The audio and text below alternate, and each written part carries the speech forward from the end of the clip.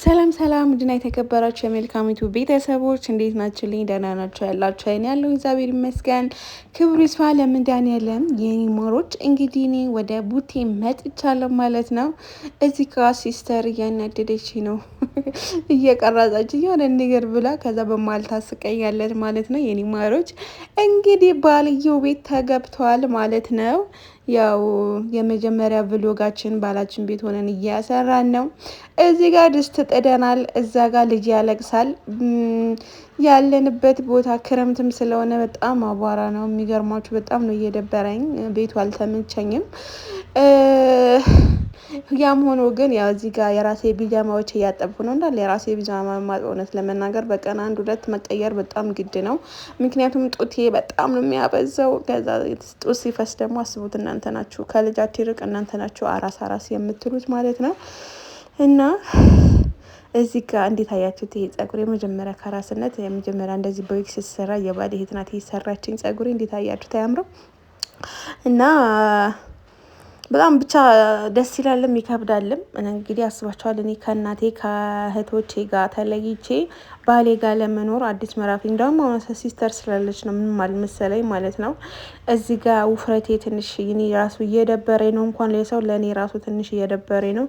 ጂም ቤት መግባቴ ግድ ሳይሆን አይቀርብኝም። ምክንያቱም ውፍረት ሲበዛ ጥሩ አይደለም። እንኳን እውነት ለመናገር እንደዚህ ለምንድን ነው ግን የወለደን ሴቶች ለምንድን ነው እንደዚህ ዱባ የምንሆነው? እኔ አይገባኝም። የምር ቀጫጫ ሆና ማለት ነው ወልዳ ስትነሳ በጣም ወፍራ የምትሆን ሴት አለች። እና የእኔ እንኳን ትንሽ እንኳን ይሄን ነገር ተጨምሮበት እኔ ምንም ነገር አልተንቀሳቀስኩም። ታውቃላችሁ እንደወለድኩ ነው በቃ እስቲሽ በጣም አሞኝ ስለነበረ እንትን አላለኝም። እና የኔ ወዶች ብቻ ግን እግዚአብሔር የተመሰገነ ይሁን። ያም ሆኖ ያም ያለ ወርቅ ነው የያዝነው። ወርቅ ማለት ልጅ ማለት ነው። እና እግዚአብሔር እኛን አምኖ ልጅ ሰጥቶ በእኛ ላይ አልፎ በጣም ደስ ይላል። ልጅና እውነት ለመናገር ምጡን እርሺው ምን አንሺው ነው የሚባለው?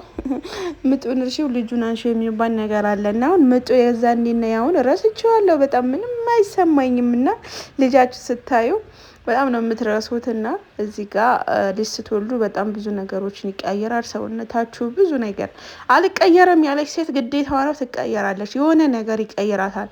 አሁን ቦርጭ ምናምን በቃ የሰውነት እንደዚህ መግዘፍ ምናምን እና እንግዲህ የመጀመሪያ ምዕራፋችን ከባላችን ቤት ሆነ እንደዚህ አይነት ስራ እየሰራን ነው። የኔ ቢጃማ ነው እንግዲህ የባባዬ ቶሎ ነው የማጥበው። እንደዚህ ማወል ማሳደር አልፈልግም። እንዳለቀ ወላውን ውልቅ። ያው ቡቴም ሙቀት እንደመሆኑ መጠን በዛ ላይ አቧራ ነው፣ ሙቀት ነው በጣም ይጭ አንዳንዴ እንትን ይላልና ሁሉም ወዳችሁ አይሆንም። በእርግጥ ግን እንደዛ ነው እላችኋለሁ የኔ ውዶች። እና አበረታቱኝ። ጉድሽ ፈላ እያለችኝ እዚህ ጋር ሲስተር በጣም እያሳቀች ነው። ወጡን አሳርሬው የወረሳሽ እያለችኝ ማለት ነው። እና ሁለት ወዶ አይሆንም። የምሬ ነው የምላችሁ። እዚህ ጋር በጣም ይዞብኛል ወጡ።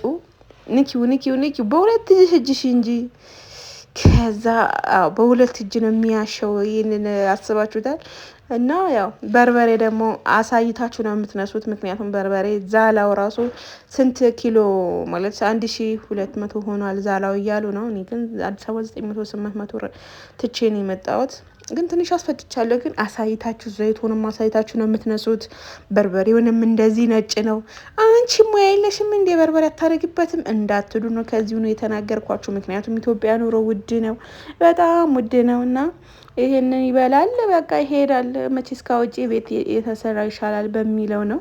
እና ይህንን ይመስላል የኔ ውዶች። እንግዲህ ባልየው ሲመጣ ደግሞ ቪዲዮ ትንሽ ሰርቀን እንቀርጽላችኋለን። ባይ